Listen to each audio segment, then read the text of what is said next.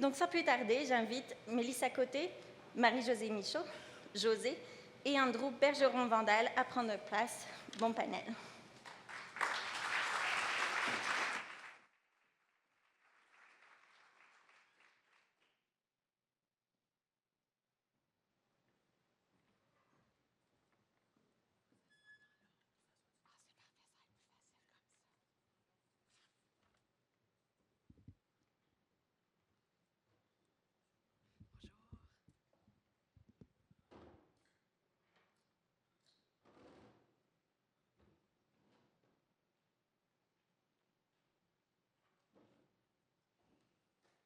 Donc, bonjour tout le monde. Je vais approcher le micro un tout petit peu.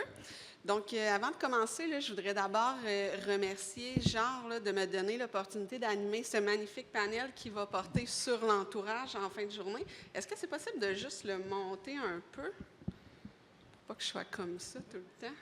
Merci. Donc, je me présente brièvement.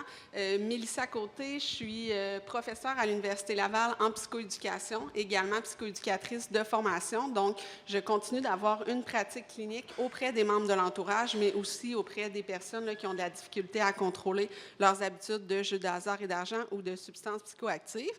Donc, les membres de l'entourage, ça fait vraiment partie là, de l'ensemble de ma programmation de recherche. Donc, bien contente là, de venir vous en parler aujourd'hui avec les autres panélistes que je vais laisser là, se présenter. Donc, tu peux commencer, Andrew. Donc, moi, c'est Andrew Bergeron-Vandal. Je suis coordonnateur clinique pour l'abri du gamer. Donc, je vais vous parler là, tout à l'heure. Et je suis également enseignant au Cégep de Shawinigan au département d'éducation spécialisée. Mon nom est Marie-Josée Michaud. Je suis coordonnatrice des services de prévention au Centre Le Grand Chemin. Je suis aussi formatrice, conférencière et consultante en dépendance. Bonjour. Moi, mon nom, c'est Josée. Je suis la maman d'un grand garçon qui est allé au Grand Chemin alors qu'il avait 16 ans et je vais vous raconter notre histoire aujourd'hui. Pour le fonctionnement de notre panel, donc, je vais commencer par vous faire un bref état des connaissances là, de la littérature scientifique au niveau des membres de l'entourage, plus au niveau de la clientèle adulte, au niveau des jeux de hasard et d'argent. Et par la suite, mes collègues vont pouvoir vous parler davantage des familles au niveau des adolescents là, qui sont touchés au niveau des habitudes là, de jeux vidéo ou de cyberdépendance. Donc, je vais juste démarrer mon chronomètre pour être certaine de ne pas dépasser mon temps.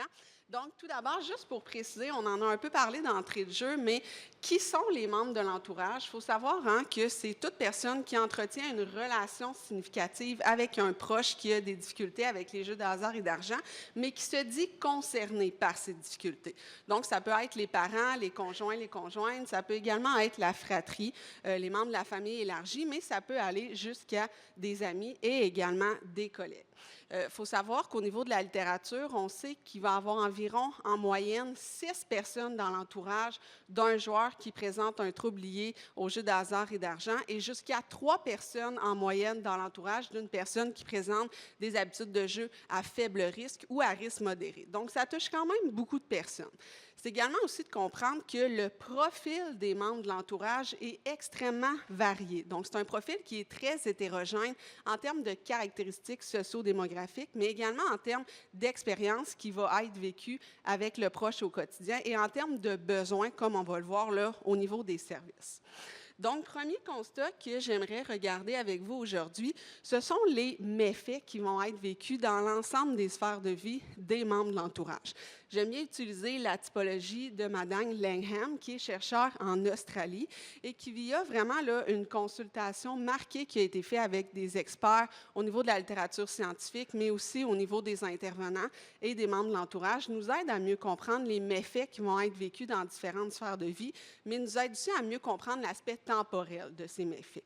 Tout d'abord, j'aimerais attirer votre attention sur la sphère culturelle qui est davantage relevée au niveau des membres de l'entourage, au niveau des populations autochtones, qu'on peut voir qui vont être exclus malheureusement de certaines activités culturelles de par le fait qu'ils soutiennent un proche joueur. Donc, on peut parler ici de stigmatisation par association. Donc, le simple fait d'être associé à un joueur, de vouloir lui venir en aide, eh bien, moi, à titre de membre de l'entourage, je me retrouve à être aussi jugée négativement négativement par les membres de ma communauté. Les 6 autres sphères, donc, tout d'abord, on en a parlé, la sphère financière. Donc, ça va aussi amener l'entourage là, à être obligé de vivre avec cette surcharge financière-là au quotidien.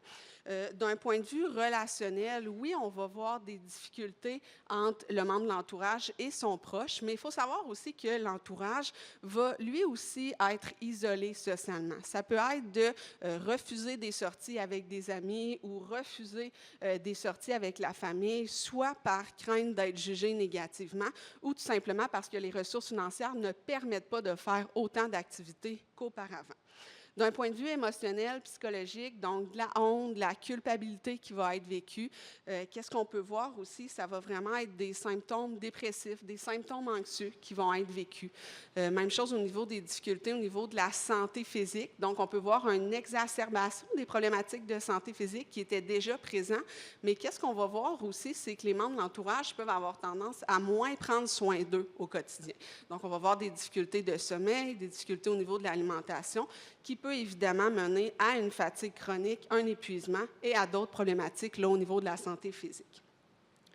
Des méfaits également au niveau de la sphère académique, au niveau de la sphère professionnelle. On peut comprendre qu'avec la charge qui est vécue au quotidien, on peut avoir une baisse de concentration qui va mener une baisse de productivité au travail. Et on peut voir aussi dans des cas où est-ce que la personne peut être rendue plus loin dans ses habitudes de jeu, que le membre de l'entourage va aller jusqu'à prendre un deuxième emploi pour essayer de compenser là, les difficultés financières qui sont vécues au quotidien. Dernière catégorie, ce sont les méfaits qui peuvent être vécus d'un point de vue criminel. Il faut savoir que c'est vraiment une minorité de membres de l'entourage qui vont rapporter ces méfaits-là, mais ça peut être, par exemple, d'être victime de vol ou de fraude de son proche joueur, ou on peut voir aussi des histoires que l'entourage va être lié à des activités criminelles, parfois à son détriment, où est-ce que le joueur va décider d'avoir une activité criminelle X en vue de financer ses comportements de jeu. Les méfaits, on les connaît généralement bien. Qu'est-ce qui est intéressant de cette typologie-là? C'est qu'on voit aussi l'aspect temporel qu'on voit au niveau gauche. Donc, l'aspect général, c'est comme on vient de le voir, c'est vraiment l'ensemble des méfaits qui sont vécus au quotidien. Les méfaits de la deuxième catégorie, crisis, ce sont des méfaits qui vont avoir une ampleur assez significative dans le quotidien qui va emmener le membre de l'entourage à vouloir vraiment entamer une démarche de changement, voire même à être motivé à aller chercher de l'aide pour soi-même.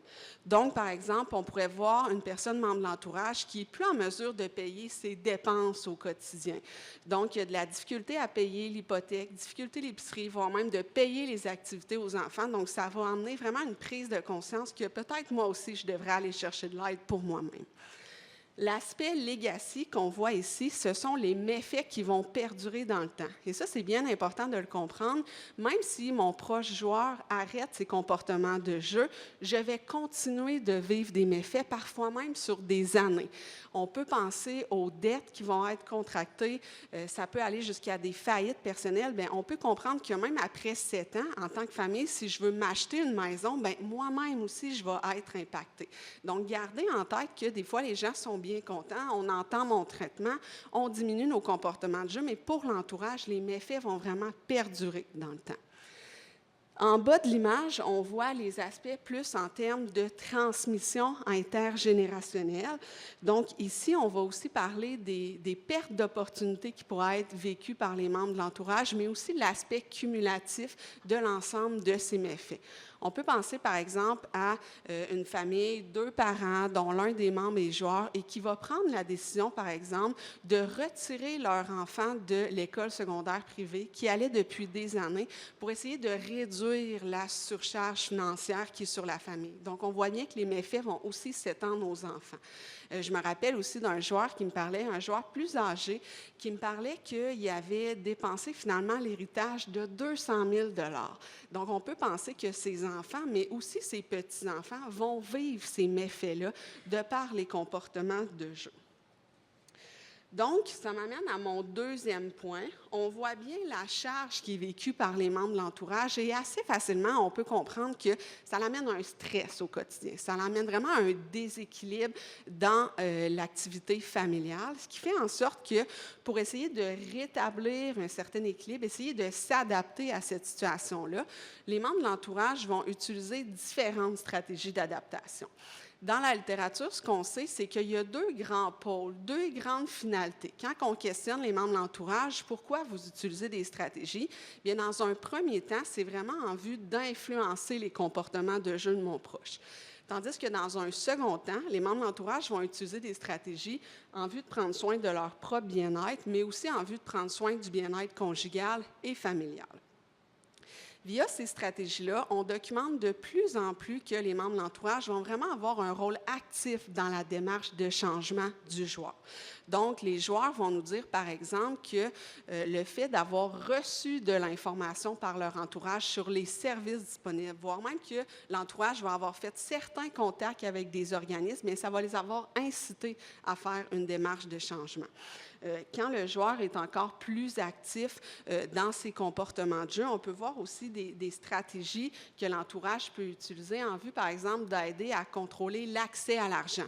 Donc, l'entourage va, en accord avec son proche joueur, pourrait dire, bien, je vais gérer l'aspect des finances, je vais aussi prendre en charge tes cartes bancaires, si le joueur le souhaite, en vue de l'aider à gérer l'accès à l'argent.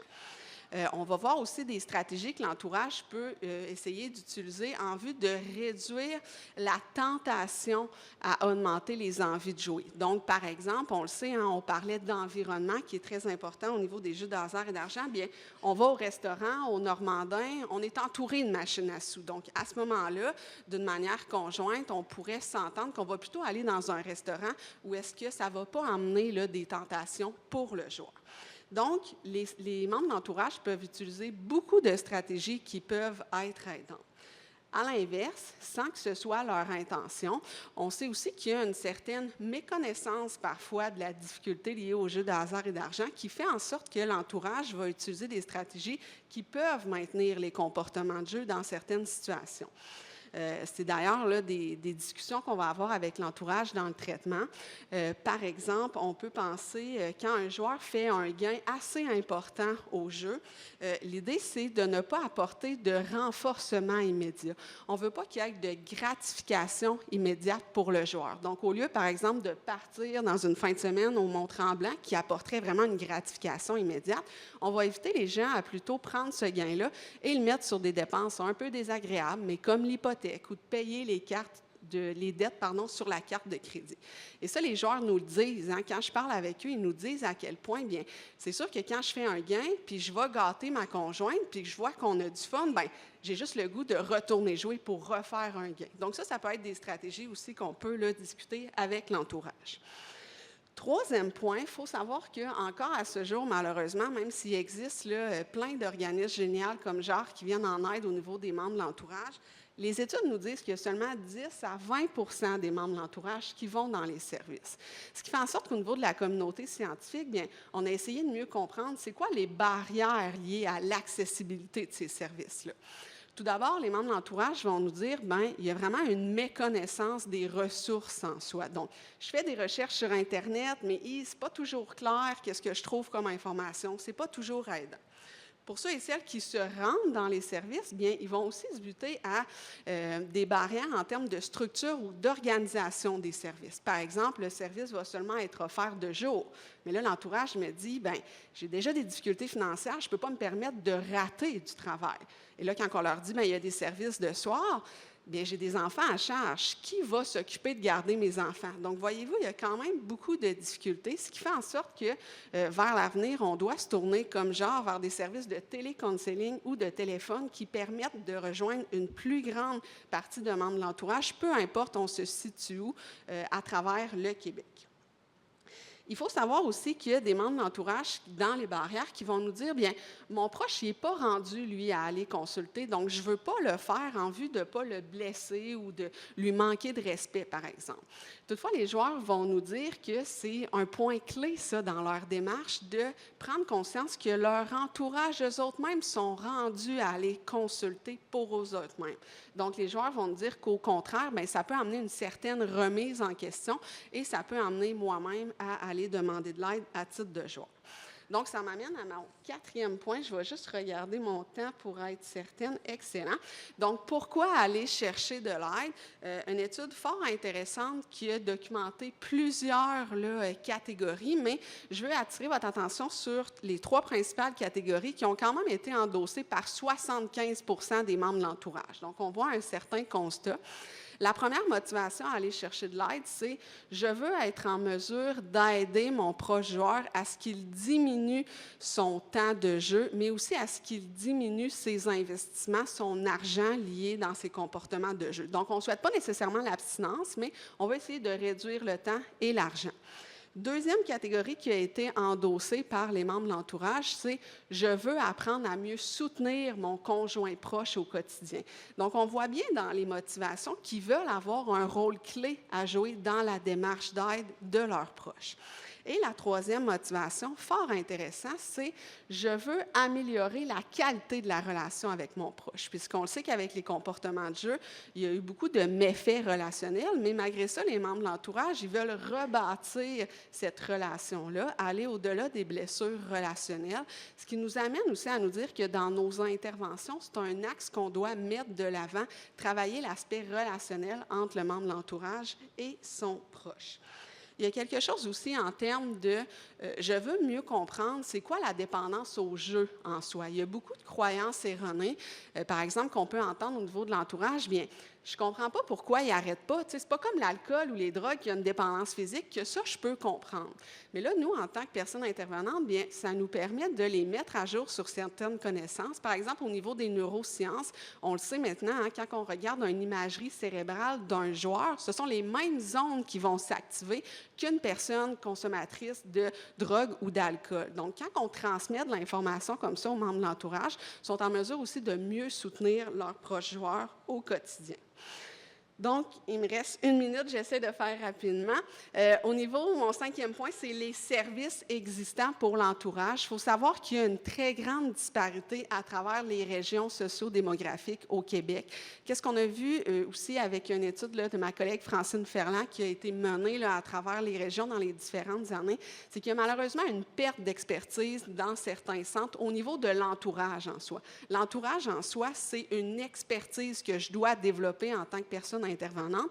Et malheureusement, avec la pandémie et tout, c'est un service qui a été délesté dans certaines régions, ce qui fait en sorte que là, on essaie de reprendre les services, mais on se rend compte qu'il y a peu d'interventions basées sur les données probantes, malheureusement, dans certaines régions qui sont offertes.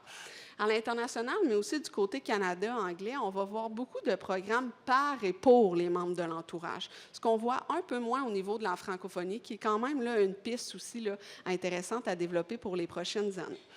Donc, je vais arrêter ici parce que j'ai fait mon temps. Je voulais vous parler de qu'est-ce qui nous reste à développer pour le futur, mais je suis certaine qu'avec mes collègues, là, on va pouvoir y arriver plus tard dans le panel. Donc, je m'arrête ici et je te donne la parole, Andrew. Parfait. Ça va être à mon tour. À main levée, qui a déjà entendu parler de l'abri du gamer? Oh, quelques mains, j'aime ça, j'adore. Ce qu'il faut savoir, c'est que ça a été créé en 2021 par notre chère directrice Joëlle Comeau-Périgny, qui est ici dans la salle aujourd'hui. C'est un projet, en fait, qui part de son expérience elle-même en étant joueuse à des jeux vidéo, puis que les gens allaient la voir pour lui poser des questions sur comment est-ce qu'elle pouvait offrir un soutien. Puis, il y avait aussi à ce moment-là, bon, la pandémie, hein, ça a amené les gens à consommer beaucoup en ligne. Et le documentaire aussi « Bye » d'Alexandre Taillefer qui parlait là, de son fils, en fait, qui s'est enlevé la vie. Donc, tout ça est parti de dire « Hey, il y a un besoin, qu'est-ce qu'on peut faire? Puis c'est à partir de là que l'Abri du gamer a été créé. En fait, on est un organisme communautaire qui fait un peu comme les travails de rue. Donc, on s'en va à même la plateforme des gamers et des gamers. On est sur Twitch. Donc, je vais tout à l'heure vous la présenter également, la plateforme pour les néophytes, ceux qui ne connaissent pas ça. Puis, nous, on est 11 intervenants. Donc, que ce soit sont les infirmiers, psychoéducation, psychologie, travail social, éducation spécialisée, ergothérapie. Donc, on est 11 intervenants bénévoles qui sont là. Et de la façon que ça fonctionne, c'est qu'on est ouvert du mercredi au dimanche, de 19h à 23h. On part en direct une diffusion sur Twitch. On est finalement comme des créateurs de contenu. On s'expose nous-mêmes en étant des personnes qui vont jouer à des jeux, mais on rejoint les joueurs et les joueuses sur leur plateforme qu'ils connaissent. Donc, on a ce contact-là privilégié avec les joueurs et les joueuses. Ce qu'il faut savoir aussi, c'est on a 2 intervenants qui sont disponibles à chaque soir. Le premier intervenant diffuse en direct, fait une animation de groupe. Parfois, ça peut être 10 personnes, parfois, ça peut être 20, parfois, ça peut être 30, parfois, ça peut être 50 personnes qui sont là en même temps. Donc, les gens viennent et peuvent repartir. Puis, on a un deuxième intervenant qui est disponible en privé. Donc, si jamais quelqu'un a besoin de parler parce qu'il vit de la détresse psychologique ou tout simplement parce qu'il a besoin de parler parce que sa journée, ça n'allait pas, il s'est fait taper sur la tête aujourd'hui puis il a décidé de « Hey, j'ai besoin d'en parler à quelqu'un, je ne sais pas vers qui me tourner. » Oups, va venir voir l'intervenant en privé. Donc, nous, on utilise aussi la deuxième plateforme que les gamers connaissent, Discord, qui est une plateforme de communication. Donc, les gens qui ouvrent un ticket, ils peuvent tout simplement demander à l'intervenant de parler soit à l'écrit, soit par vocal ou même par vidéo. Donc, on offre vraiment là, ce moyen-là. Évidemment, il y a des personnes qui arrivent avec l'anonymat, hein, qui arrivent avec des pseudonymes. Donc, derrière ça, nous, la personne qui demande de l'aide, bien, on l'accueille, on va l'écouter. Donc, si la personne prend le temps d'ouvrir un ticket, c'est parce que la personne a un besoin derrière ça. Donc, nous, on va prendre un temps avec la personne. On peut passer à la... Oui. Donc, souvent, on nous pose comme question, est-ce que les gens viennent parce qu'ils ont des problèmes de jeux vidéo? Vous allez voir qu'on a demandé à nos membres de la communauté qui utilisent nos services, pourquoi est-ce qu'ils viennent, par exemple, demander une intervention en privé? Puis, c'est assez rare que les gens vont arriver pour dire « Hey, j'ai un problème de jeu ». Non. Souvent, ce qui ressort le plus, c'est « J'ai un besoin de parler ». Parfois, c'est des idées suicidaires. Donc, les gens ont un besoin derrière ça qu'ils ont envie d'exprimer. Donc, nous, le jeu vidéo devient un levier pour intervenir. Ça nous permet de créer une connexion avec les joueurs et les joueuses. Et après ça, on peut aller en dessous. Donc, on peut aller creuser. Donc, nous, on voit beaucoup les jeux vidéo comme étant la pointe de l'iceberg. Hein. Parfois, il y en a qui vont jouer beaucoup, mais c'est la pointe. Derrière ça, il se cache des besoins qui ne sont pas répondus et que, finalement, les jeux vidéo permettent de répondre à ces besoins-là. On peut passer, oui. Donc, à quoi ça ressemble Twitch? Donc, c'est une interface, en fait, on voit ici à gauche qu'il y a un intervenant qui est en ligne en train de jouer à un jeu vidéo. Et pendant ce temps-là, dans la section droite, il y a une zone de clavardage qui est en instantané, qui est en direct. Donc, les gens de la communauté peuvent parler avec l'intervenant qui est en train de diffuser, poser des questions. Parfois, on va aborder certains sujets qui sont tabous. Et le simple fait d'en parler, bien, parfois, ça amène des échanges, des discussions qui nous permettent d'aller peut-être plus loin. Puis c'est là où souvent ce qu'on remarque qu'il y a des dynamiques d'aide mutuelle qui rentrent en ligne de compte. Donc, le fait de parler, par exemple, d'un sujet, « Ah, moi aussi, ça m'a déjà fait vivre ça ».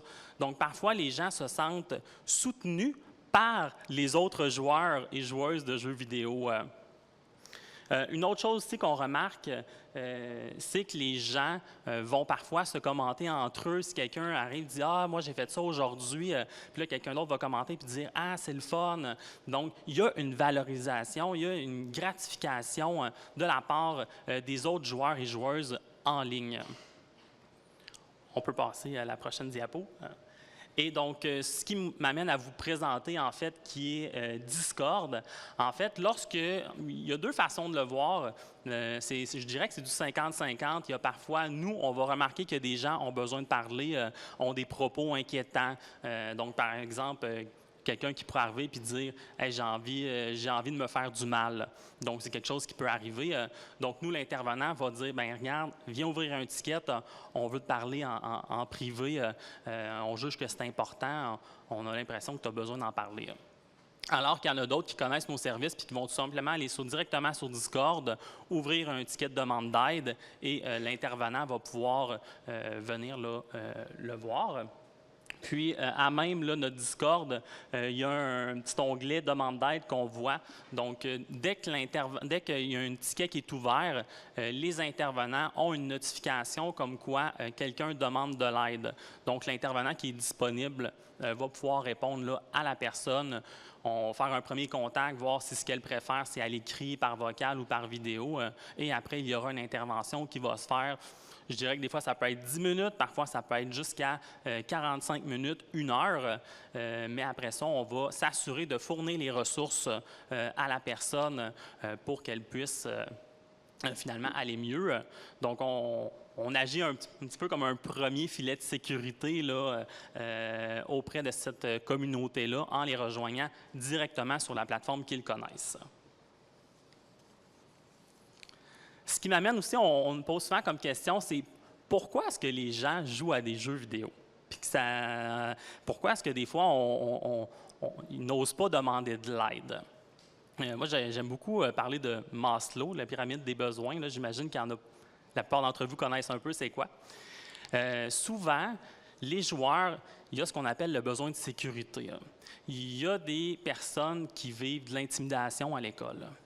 Il y a des personnes qui vont vivre des situations où ils ne se sentent pas en sécurité et ils ne savent pas vers qui se tourner. Parfois, ils ne se sentent pas compris par leur entourage, ce qui va les amener à être en ligne, essayer de trouver une communauté qu'on va appeler un espace sécuritaire, un safe place. Donc, ça permet de répondre à ce besoin-là. On a aussi le besoin d'appartenance parce que les gens vont avoir envie de créer des liens parce qu'ils n'en ont pas dans leur vie personnelle, dans leur vie réelle.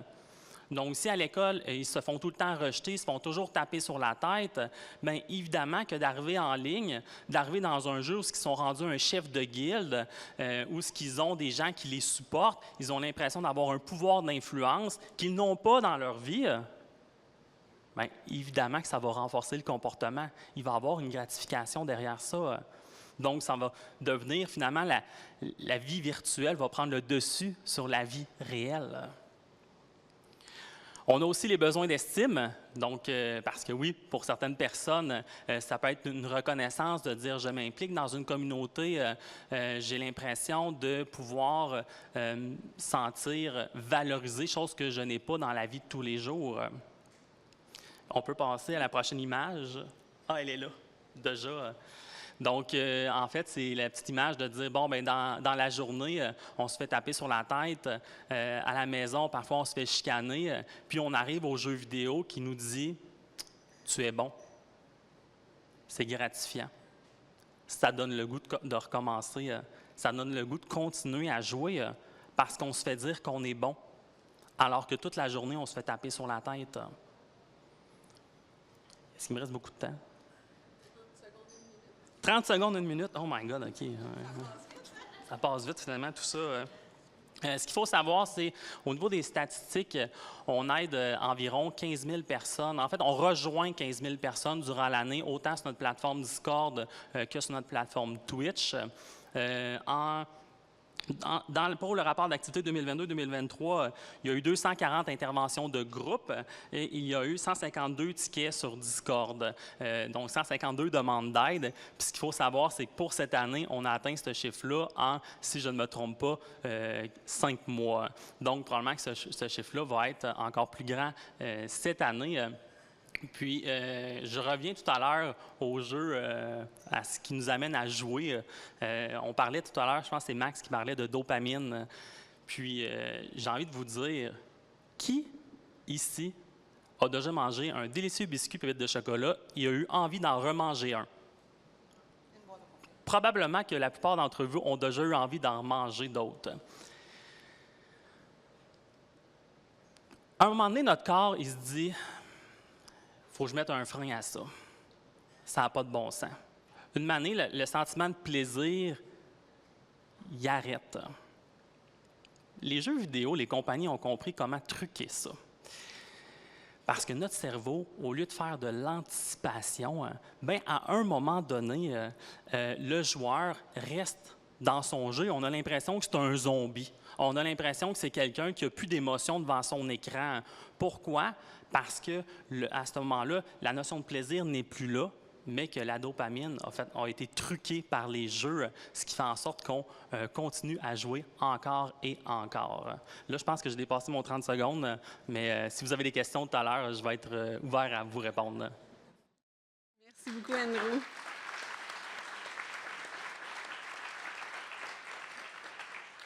Je vais laisser la parole à Marie-Josée.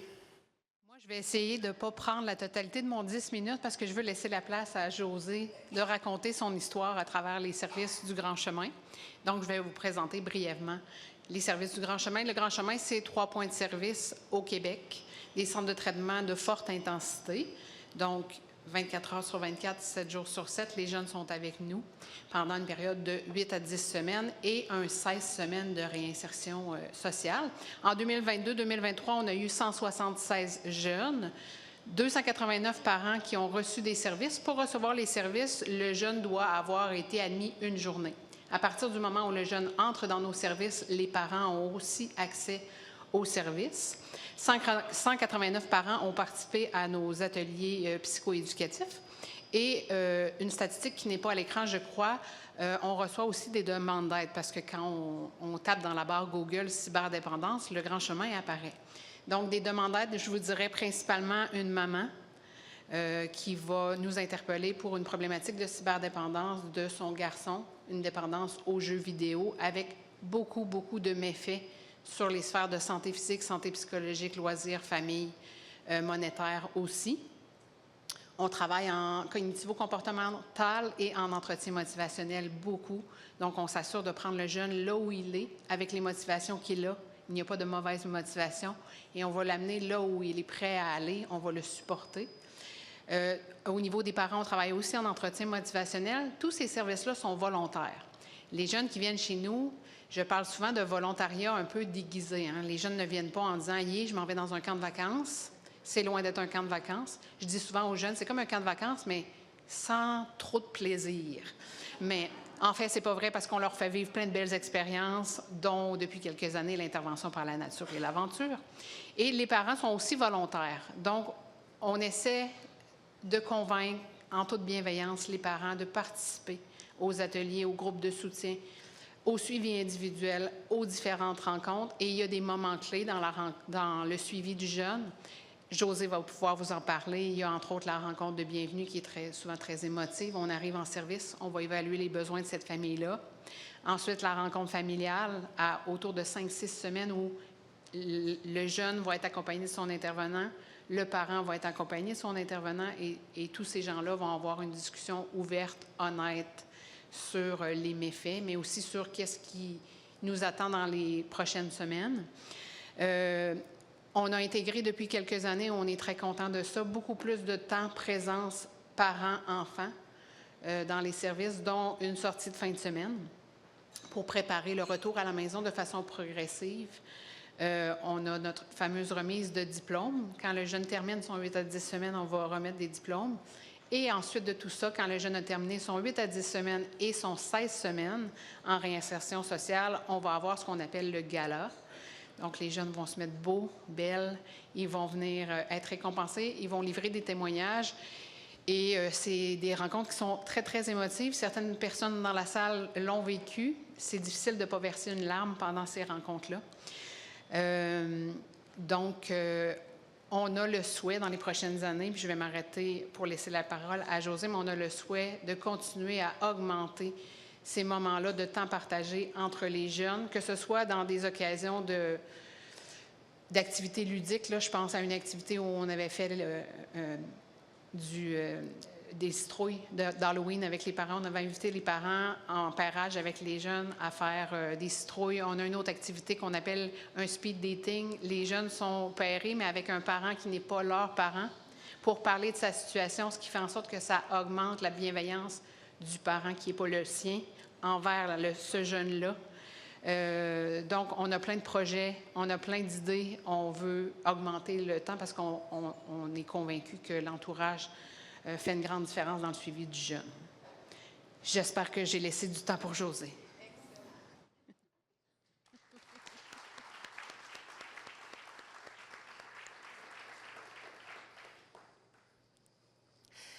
Alors, moi, pour vous faire une mise en contexte, mon garçon, dès la maternelle, on a commencé à découvrir qu'il y avait différents diagnostics, un diagnostic de Tourette, un TDAH et un soupçon de TSA. Tout ça, ça a fait que ses contacts avec les gens, c'était plus difficile pour lui. Ce qui est triste dans tout ça, c'est que c'est un amoureux des gens. C'est un garçon qui a envie d'aller vers les gens, de parler aux gens. Mais à l'école, ben, c'était plus difficile de s'intégrer puis d'avoir un gros groupe d'amis diversifiés. Alors, vers l'âge de 10 ans, il a reçu sa première tablette. Et là, à ce moment-là, moi, j'ai géré ça comme maman, un peu comme les autres bonnes mamans là, de notre entourage, en essayant de mettre un horaire autour de ça, de retirer la tablette le soir pour m'assurer qu'il ne dormira pas, qu'il ne jouera pas en dormant. Et tranquillement, l'habitude du jeu a commencé à s'installer. Moi, la cyberdépendance, là, je vous parle de choses qui se sont passées il y a 6 ans. À cette époque-là, la cyberdépendance, on n'en parlait pas encore autant. Donc, c'est quelque chose que je connaissais absolument pas. Puis, bon, je vous disais que j'avais mis mes limites, mais j'étais un petit peu une maman géo, là. J'organisais plein d'activités, j'allais en plein air avec les enfants, il y avait des heures qu'il fallait jouer dehors, il y avait tout le temps plein d'activités, de voyages l'été. Fait que j'étais certaine qu'avec tout ça, moi, j'avais mis les barrières autour de mes enfants pour les protéger. D'autant plus que j'ai 2 enfants, puis l'autre jouait à l'occasion sur ces choses, puis c'était pas problématique. Là, ce qu'on a commencé à remarquer avec le temps, c'est que son caractère a commencé à devenir beaucoup plus agressif, alors que c'est un enfant très doux, très gentil. À la limite, un enfant qui, je suis sûre qu'il n'a jamais brûlé un stop, jamais brûlé un feu rouge, il ne veut rien faire pour déplaire. Mais son caractère, à l'opposé, s'est mis à changer beaucoup. Il est devenu de plus en plus agressif. À un moment donné, j'ai voulu mettre une limite un soir, puis aller chercher, là, c'était son cellulaire qu'il avait, puis dire « Ton temps est dépassé, il faut arrêter. » J'ai été pour le retirer, puis ça s'est retourné contre moi parce qu'il a sauté sur moi, puis il m'a roué de coups. Je me suis retrouvée avec un œil au beurre noir, puis un petit peu dévisagé. Ça a commencé, ça, à nous amener à me faire des prises de conscience. Mais vu qu'il y avait d'autres diagnostics aussi, ben, je pensais que c'était peut-être le TDAH, je pensais que c'était peut-être d'autres choses. D'autres choses qu'on a commencé à voir apparaître aussi, c'est au niveau de l'hygiène. La douche était obligatoire chez nous à tous les soirs, mais la douche, pour lui, ça durait à peu près 1 minute. Là. Tu sais, le temps de l'allumer puis de la fermer puis de dire « je me suis douchée ». Il avait des beaux cheveux à cette époque-là. Il avait laissé pousser ses cheveux qui étaient rendus quand même assez longs puis bouclés, mais là, je le voyais que ça ne marchait pas. Ses cheveux commençaient à être gras. Il commençait à se laisser aller.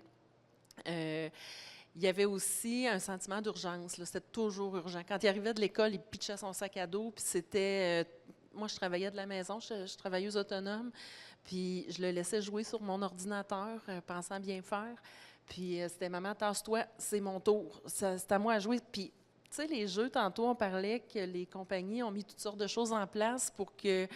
Il y a un sentiment d'urgence. Au bout de 8 heures, tu as un cadeau, tu vas débloquer quelque chose si tu y vas. Lui, il jouait beaucoup à Minecraft. Et là, ben, je vais perdre ce que j'ai construit parce que je ne suis pas là, ça fait trop longtemps, je vais la perdre, tasse-toi, c'est fini, ton travail, c'est pas important, il faut que je sois là. Fait il y avait ce sentiment d'urgence-là qui s'installait, qui fait que quand il venait dîner ou qu'il venait souper, ben, c'était en 2 bouchées, puis... il en laissait une grosse partie. Tout son monde est devenu virtuel aussi à un moment donné. La musique qu'il écoutait, c'était de la musique qui venait des jeux vidéo. sais, il y a des mangas aussi qui étaient associés à ça. Fait que c'est lecture approximative parce qu'il lisait pas vraiment, il n'avait pas vraiment le temps, mais c'était ça qui l'attirait. Ses amis dont il me parlait, c'était des amis en France, un peu partout. Il n'y avait pas d'amis dans notre milieu. Quand ses deux meilleurs amis, qui étaient les deux seuls amis qu'il y avait à l'école, à force, moi, je vous dis que j'étais une maman géo, moi, j'organisais que les amis viennent chez nous la fin de semaine, puis je parlais aux mamans, envoyez vos enfants chez nous. Bien, les amis venaient, puis ils s'en occupaient pas, parce que là, ils le dérangeaient, son jeu attendait. Fait que les amis poireautaient à côté de lui. Monétairement aussi, on pouvait débloquer certaines choses. Il me demandait certains jeux, là, pour aller plus loin dans le jeu, il me demandait souvent de l'argent. Ça, j'ai jamais cédé là-dessus, j'ai jamais. Puis je suis contente parce qu'en jasant avec Marie-Josée, je sais qu'il y a des parents qui se sont endettés en donnant leur numéro de carte de crédit. Moi, je ne l'ai jamais fait. Mais ça, ça a fait beaucoup de tension. Là. Maman, c'est parce que mon jeu ne se développe pas à cause de toi, c'est de ta faute, là. Fait que ça, il y en a eu beaucoup. Toutes ces conversations qu'il y avait avec nous, c'était juste les jeux. Ils se valorisaient beaucoup à travers les jeux aussi parce que, tantôt, ça a été bien dit, à l'école, c'était un enfant qui ressortait peut-être un peu moins du groupe, qui se démarquait moins, mais dans les jeux, sa différence ne fonctionnait pas, c'est qu'on ne les voyait pas. Puis il était super bon. Il était vraiment très bon. Puis on m'a déjà dit aussi qu'avec son TDAH, c'était une des places où il était capable de se concentrer plus. Fait qu'il performait vraiment, là. Fait que ça, c'était bien précieux pour lui. J'ai tout dit. Donc, en gros, les signes qui nous ont alertés, nous, ça a vraiment été ça. Les comportements violents, l'isolement. On faisait des belles sorties. Là, la maman Géo, elle commençait vraiment à se faire mettre de côté. Ça ne tentait jamais. Ça ne tentait pas d'aller au resto. Il n'y avait rien. Il n'y avait plus rien qui venait à bout de l'accrocher. Il y a un déclin scolaire qui a commencé à ressortir. L'école me disait que quand il était à l'école, il n'était pas là. Il était là physiquement, là, mais il allait faire son temps pour attendre que la journée finisse, que l'autobus le ramasse puis qu'il revienne. Fait qu'il était plus présent, plus disponible. Puis je vais vous dire tantôt pourquoi, mais il était très fatigué, toujours fatigué. Il s'endormait sur son bureau régulièrement, puis je comprenais vraiment pas pourquoi. Je pensais que c'était les médicaments qui étaient peut-être trop forts. Fait qu'on a joué avec l'ajustement de la médication pour les autres diagnostics. Mais en résumé, il était obsédé. C'était juste ça qui comptait. Nous, de notre côté, on était pas mal découragés. Quand on le laissait, parce qu'on ne voulait pas priver son petit frère, puis nous, des sorties, d'aller au resto, bien, on était toujours inquiets. On ne savait pas qu'est-ce qui allait se passer. On ne savait pas, vu qu'il y avait des crises de colère, bien, il va-tu pitcher l'ordinateur au bout de ses bras? Il va-tu se passer quelque chose? À un moment donné aussi, il y a eu la vidéo d'Alexandre Taillefer qui nous avait fait prendre conscience qu'il pouvait y arriver des choses encore plus graves. Mais je vous dirais qu'à ce moment-là, j'associais même pas la cyberdépendance à nous. C'était même pas un terme qui m'interpellait. Fait que quand j'allais chez le médecin, puis on avait de l'aide aussi, là, une travailleuse sociale pour moi parce que j'étais sa proche aidante dans sa vie d'enfant qui a des diagnostics. Je n'étais pas consciente encore à ce moment-là que j'étais aussi sa proche aidante pour sa cyberdépendance. C'était vraiment difficile d'avoir de l'aide, puis pas parce qu'on n'avait pas affaire à des bonnes personnes, parce qu'ils n'étaient pas conscients, eux non plus, de la problématique. Puis ce qu'on me disait quand je disais « j'ai besoin d'aide, là, j'en viens plus à bout quand je suis seule avec, puis que j'ai dit des choses, il est plus fort que moi, puis je me mets en danger », on me disait « vous êtes tellement une madame douce, vous êtes tellement une bonne maman fine, là, vous êtes une maman adéquate, là, il n'arrivera rien, puis votre conjoint, c'est un policier, il est capable de le maîtriser s'il arrive quelque chose. » Mais dans notre vie à nous autres, c'est pas une police, mon chum, c'est juste mon chum. C'est juste le beau papa. Et là, j'ai une chance inouïe qui est arrivée parce que là, on commençait sérieusement à se dire on va demander un placement volontaire au centre jeunesse. Là, il faut qu'on le sorte parce que là, je suis en train de m'épuiser complètement. Ça devient dur de faire mon travail. Puis moi, j'ai un de mes amis depuis longtemps qui est directeur général du centre de traitement des dépendances dans notre région parce que nous, on vient d'une région éloignée.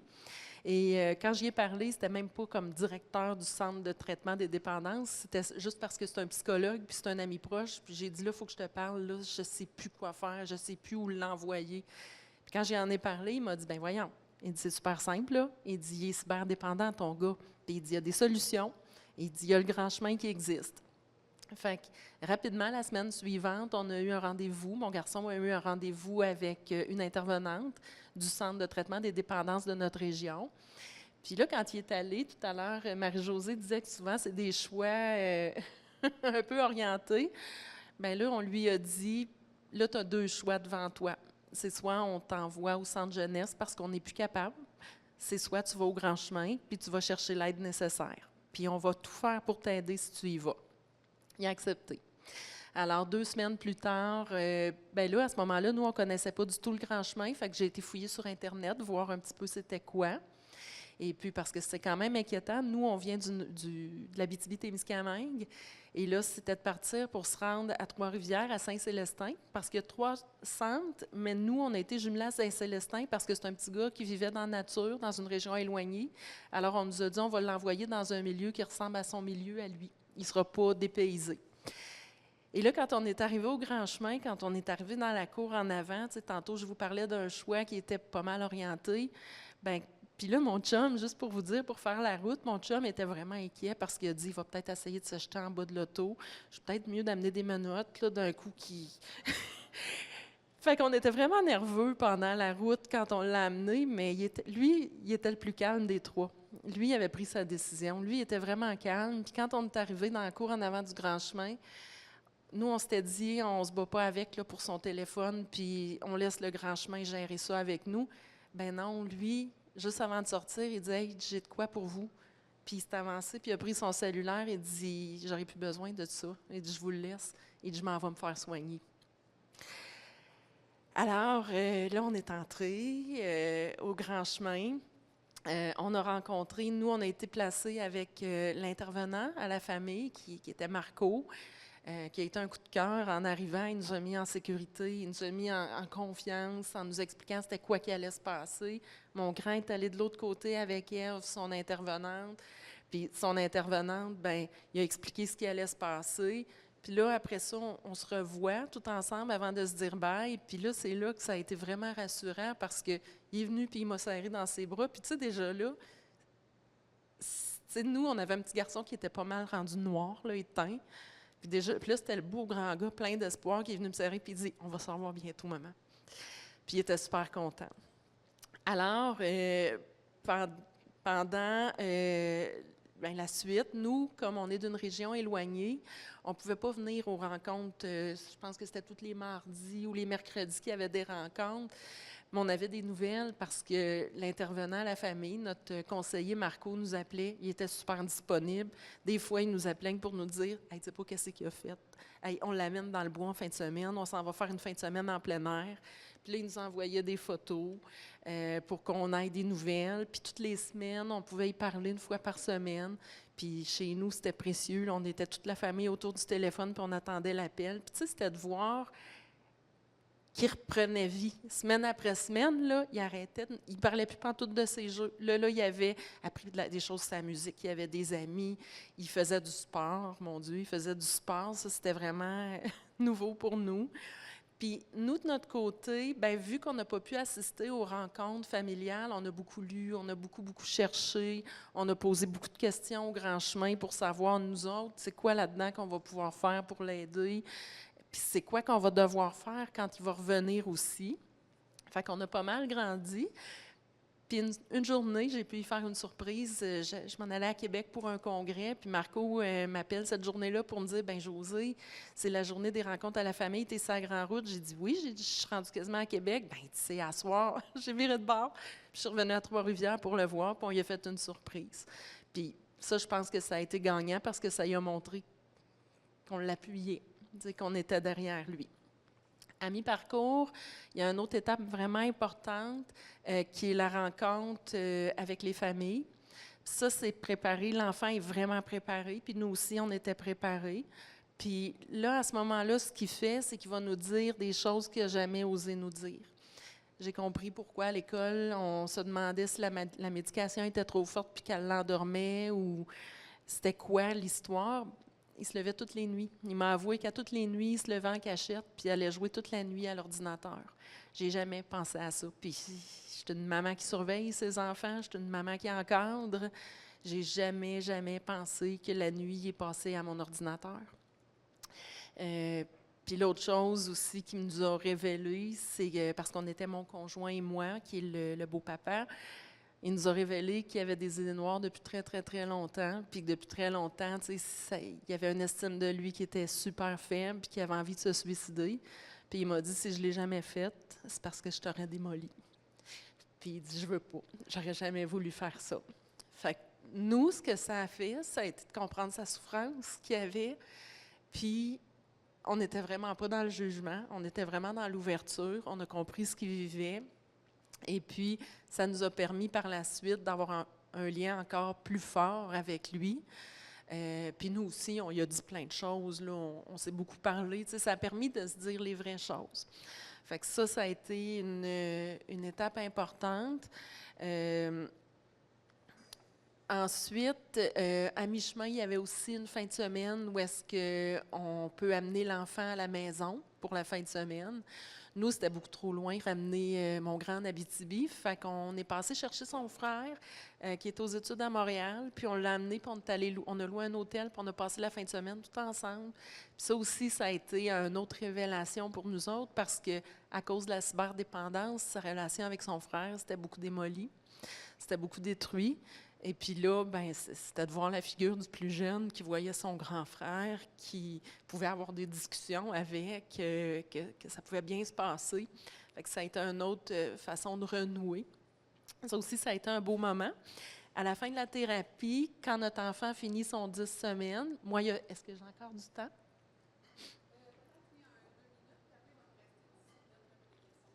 OK, je vais parler vite.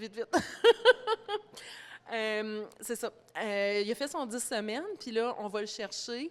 Et là, il nous fait un petit message devant le groupe des enfants, là, pas des enfants, des adolescents qui ont fait le parcours avec lui. Ça aussi, ça a été un moment qui a été vraiment marquant pour nous autres parce que juste de le voir parler en avant, de le voir être capable de parler d'où il est rendu, j'ai trouvé ça vraiment beau. Puis j'ai trouvé ça beau aussi, comme parent, de voir le visage des autres enfants parce qu'il y en a qui venaient d'arriver en thérapie, il y en a qui étaient là à mi-chemin, d'autres qui étaient à veille de finir.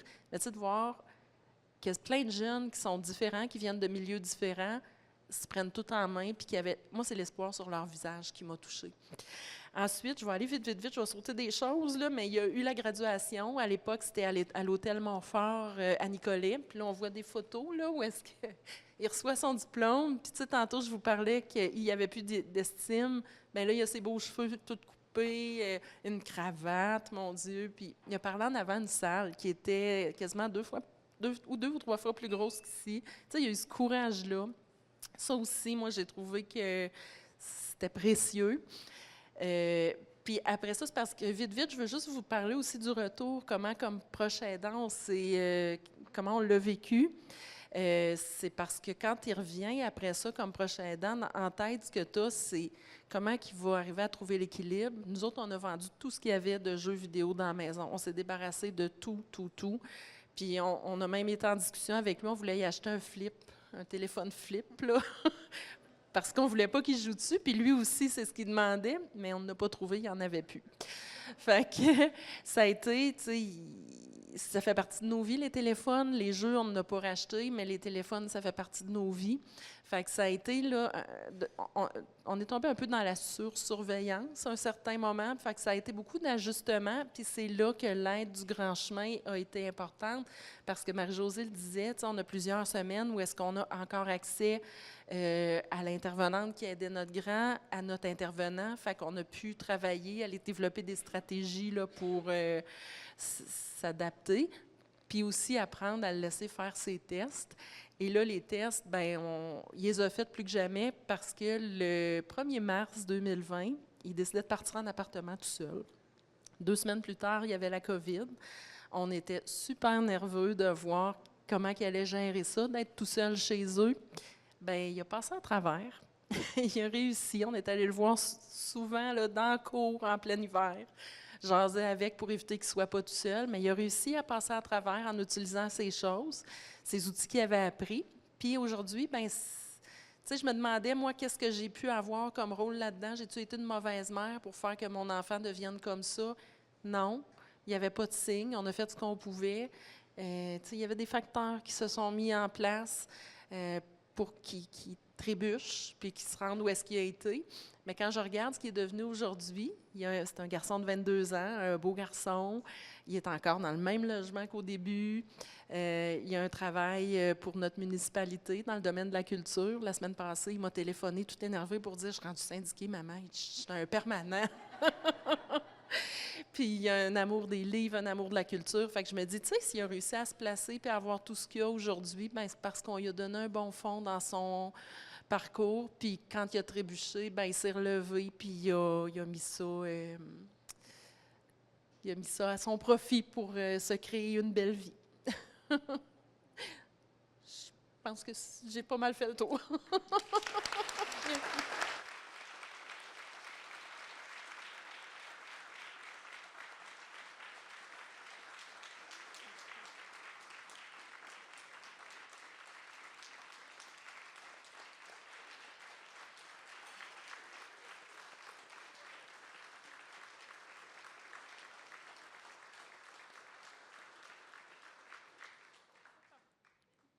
J'aimerais ça partager la main d'applaudissement avec le Grand Chemin parce que c'est mon coup de cœur pour la vie maintenant.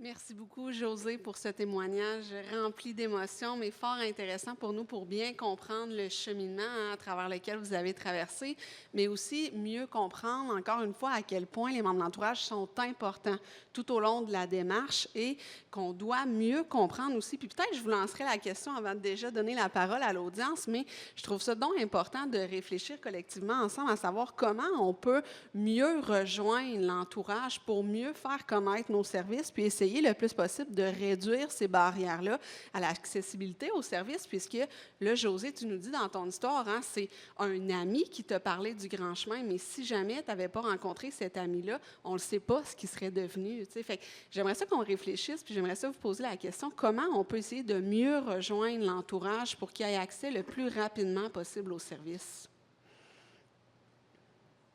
Je peux peut-être y aller. En fait, dans nos orientations stratégiques au Grand Chemin, clairement qu'il y a une orientation de visibilité. On essaie chaque année d'offrir des conférences, de participer à des événements, de participer aux entrevues médias, des fois pour être là 30 secondes. On fait une entrevue de 11 minutes, mais on est là 30 secondes. Ceux qui savent, savent. Donc, de faire entendre le nom, le Grand Chemin, le Grand Chemin, le Grand Chemin. On offre des services à une certaine partie de la population. Dans le continuum des services, c'est des jeunes qui ont des grands besoins, des grands méfaits aussi dans leur vie, mais ils ont besoin de nos services. Mais pour avoir accès aux services, il faut les connaître. Dans l'aspect référencement aussi, de prendre le temps avec les parents, d'expliquer le processus, d'expliquer qu'est-ce qu'ils vont devoir faire pour éviter qu'ils se butent le nez à un prochain mur ou qu'ils ne soient pas entendus. J'osais aussi parler de ça. Là, moi, je les prépare à ayez en main votre liste des méfaits. Qu'est-ce qui s'est passé? Qu'est-ce que vous avez fait pour rien oublier? Parce que c'est très engageant, c'est demandant pour un parent de demander de l'aide. Ça prend beaucoup de courage.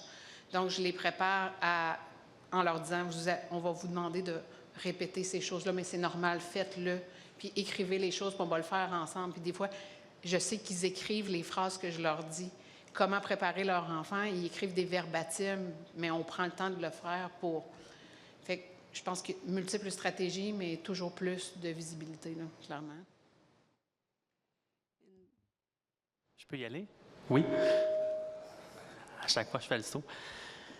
Je pense que la visibilité, oui, c'est un enjeu dans la société de manière générale. Tu sais, on fait juste penser à souvent les fonds qui sont attribués aux organismes, ça en fait partie. Tu sais, je pense que si les organismes avaient plus d'argent, pourraient faire plus de campagnes de publicité. Puis je pense que c'est à force de se faire connaître en tant qu'organisme, mais aussi tous les organismes qui existent, ça va permettre à tout le monde, en fait, de savoir qui fait quoi, comment rejoindre ces personnes-là facilement, donc comment s'entraider. Mais je pense que oui, plus qu'il y a de visibilité, mieux c'est. Josée, est-ce que tu voulais ajouter un élément? Ben moi, je peux témoigner de ce qu'on a vécu parce que pendant que mon grand était au Grand Chemin, il avait accepté de faire un témoignage, justement, qui était 2 témoignages, en fait, qui ont été beaucoup diffusés sur les médias sociaux. Et moi, je les ai diffusés sur mes réseaux sociaux dans ma région. Puis je peux vous dire que juste ça, ça a fait que j'ai eu énormément de parents qui m'ont contacté pour savoir à qui parler au Grand Chemin. Je sais qu'il y a des enfants de ma région qui sont allés au Grand Chemin aussi suite à ça, parce que justement, ça a été de la sensibilisation, puis ça a été de faire connaître la ressource.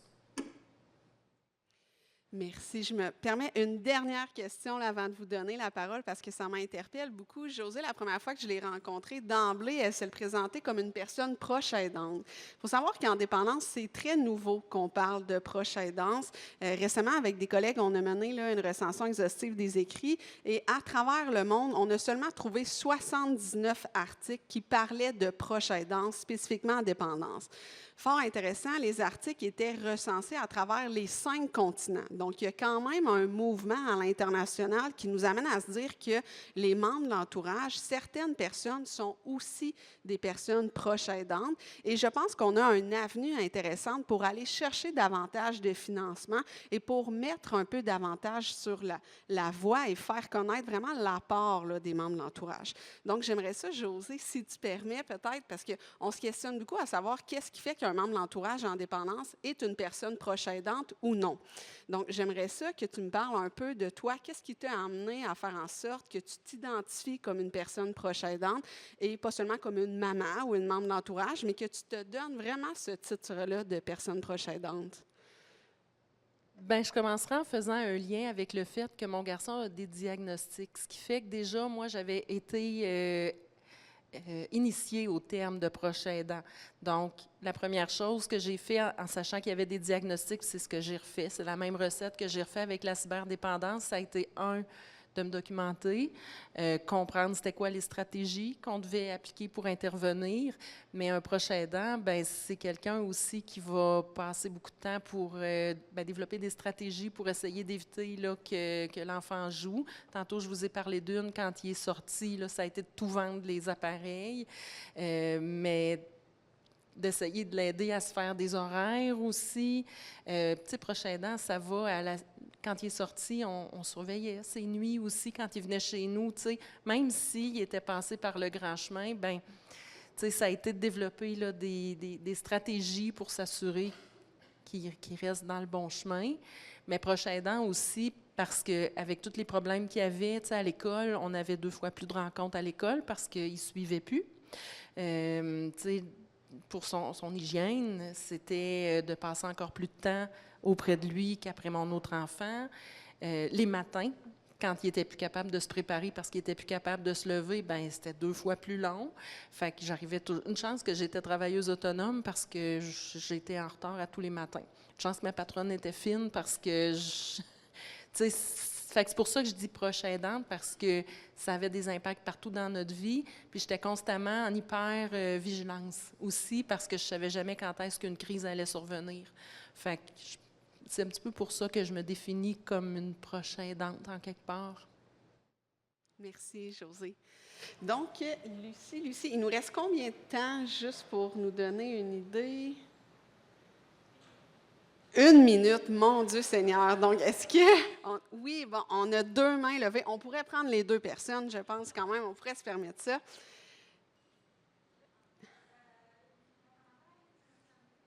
Est-ce que vous pouvez juste un tout petit peu lever le ton, s'il vous plaît? C'est parfait comme ça.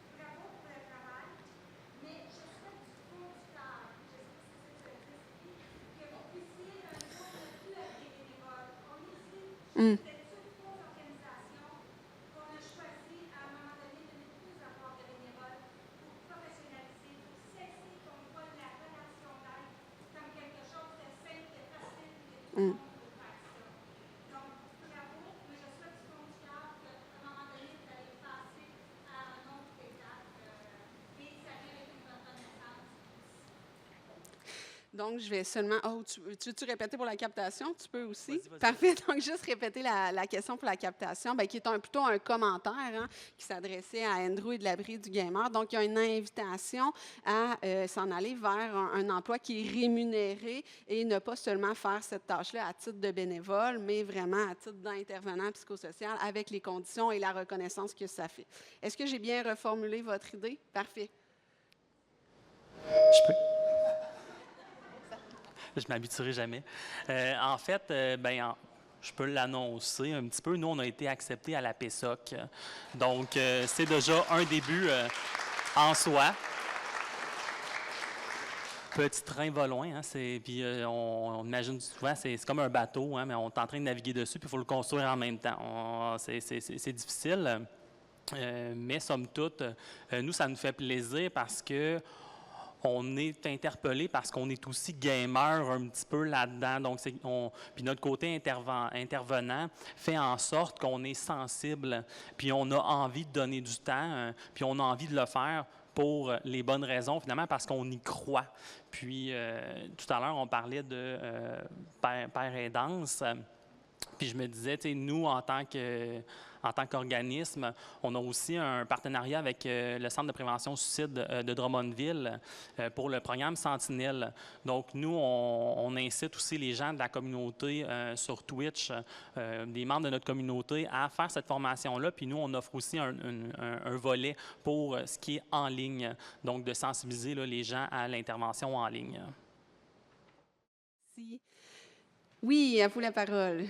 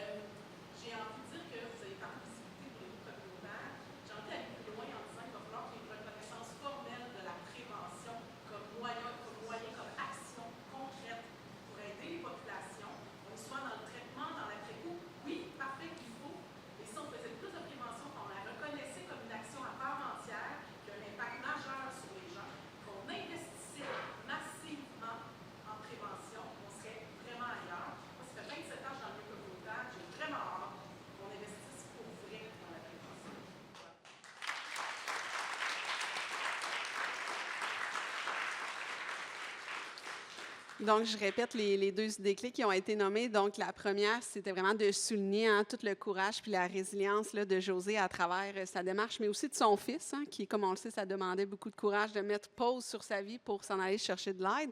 Et le deuxième point, c'est une invitation à vraiment investir massivement dans la prévention pour tous les types de jeux pour qu'on arrive à avoir peut-être moins de gens dans les services. Là. On serait heureux peut-être de ça. Donc, l'idée, c'est d'investir le plus possible là, dans la prévention. Donc, Lucie, on doit mettre un terme à ce magnifique panel. Un mot de la fin. Bien, oui, j'en avais plusieurs que je n'ai pas eu le temps d'aborder, mais peut-être un mot que moi j'aimerais partager, c'est vraiment de garder en tête que les membres de l'entourage font partie de la solution. Ils détiennent une expertise que nous, on ne peut pas avoir en tant que personne intervenante, puisque c'est eux qui sont dans le quotidien avec leurs proches. On doit utiliser ces connaissances-là et ils ont clairement un pouvoir d'agir sur leur propre démarche, mais ils peuvent clairement aussi aider le proche dans ses différentes étapes de changement, pouvant aller là, jusqu'au rétablissement. Donc, j'invite les organisations des services à réfléchir aussi à savoir comment on peut davantage leur tendre la main à ces membres de l'entourage-là et pas attendre que ce soit eux qui viennent vers nous.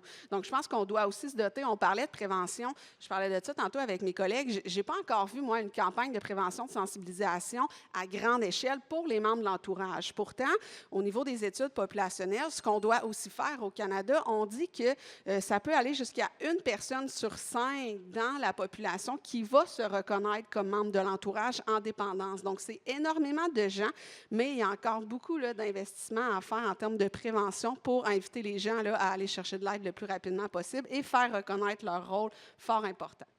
Donc, voilà pour le mot de la fin. Merci beaucoup.